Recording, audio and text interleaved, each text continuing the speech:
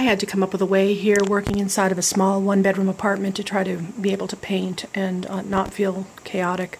So I hung up a shower curtain on the wall. That way paint won't accidentally mess up the wall.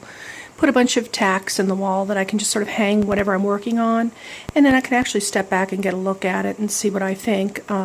This one is already done. It's up for sale in my Madame Curio shop on Etsy.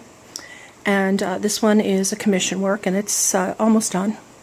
This one I'm looking at, I'm trying to decide if it's done or not, contemplating that it's done. Sometimes I have to look at it for a while to really figure out. The focus of really all my art, I love color, of course, and clarity. But one of the things that I enjoy with oil paints is being able to focus on the sky and then how whatever's below it reacts to the sky. So that's kind of exciting. This is a commission one I'm working on.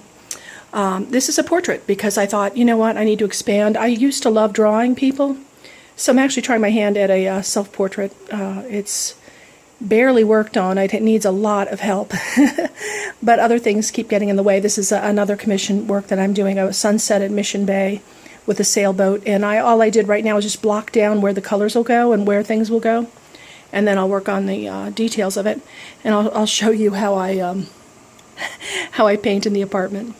In an apartment is not easy. My dining room is actually not a dining room. Since I live alone, I pretty much eat at the sofa or at the bar counter, so I don't concern myself too much with having my dining set out. In fact, I have a Bowflex that I built myself, and that takes up a lot of the room. And then, oh, there's my black-eyed children mirror that I made. On my channel, there is 3 videos showing how to make ghost mirrors, which is really fun, really easy, and super cheap. And what I have here is my easel is set up and the tray with the paints. And what I can do is I have a room divider, and I can put all that behind there, including the shower curtain I used to tarp the floor. And I can put it back behind there when I don't want to have to stare at my painting stuff. But I'm trying to make it work. This one I'm actually hoping I can maybe finish today. I'm not sure. This one is called Montana Rural Route. I think pretty much all of us have gone down a road like this before.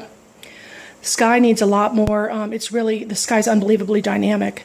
I want to get a tractor built up in here. I put a tractor in. I put him in a little bit too small. I gotta build him up a little bit. And there's some work to do in the foreground. But in general, I like it. It just gives me a very happy feeling. And when I paint, I always listen to an album. The album I'm listening to while I paint this is John Cougar Mellencamp. So that just suits the painting very well.